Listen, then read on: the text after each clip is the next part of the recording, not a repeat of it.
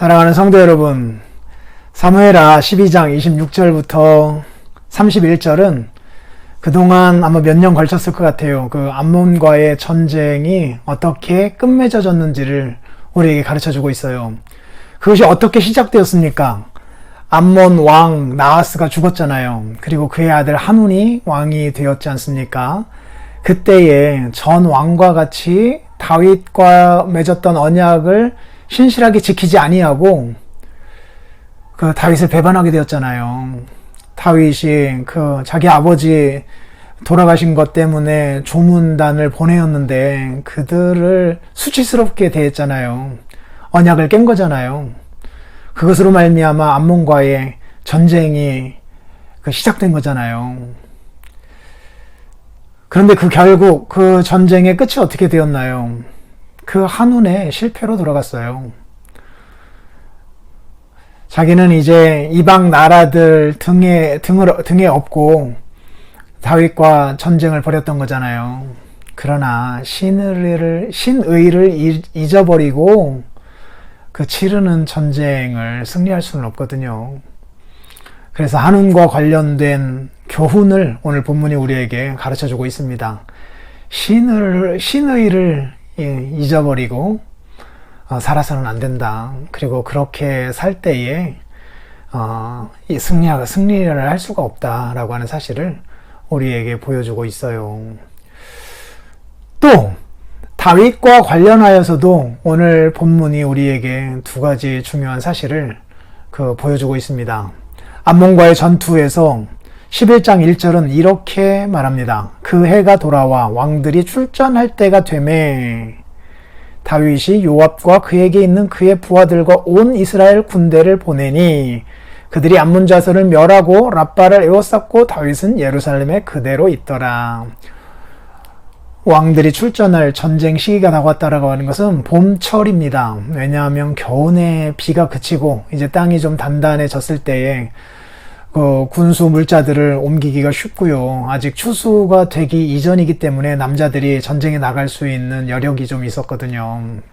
그때의 본문은 왕들이 출전할 시기라고 말씀하고 있어요. 그런데 바로 그때에 다윗은 그 전쟁에 출전하지 않았고 예루살렘에 그대로 있더라 라고 하며 바로 뒤에 저녁 때에 다윗이 그의 침상에서 일어나 그리고 거기에서 옥상을 거닐다가 목욕하는 한 여인을 보고 죄를 범한 겁니다.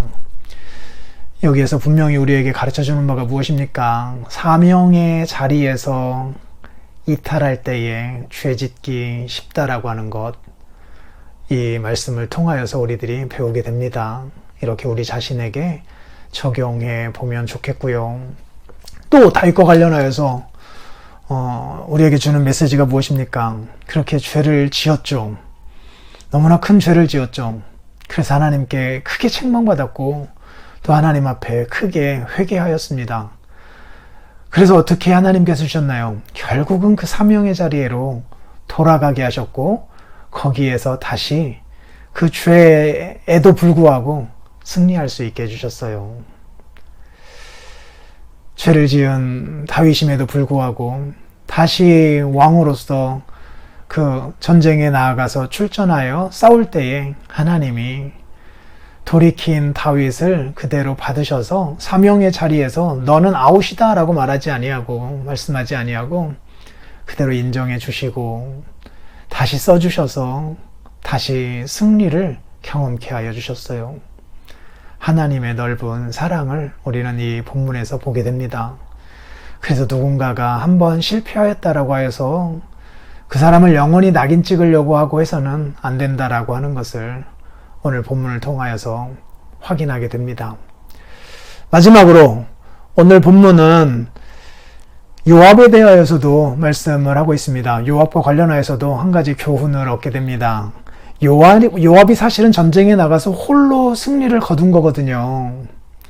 그런데 그때의 예루살렘의 상황은 지금 너무나 어수선하였잖아요.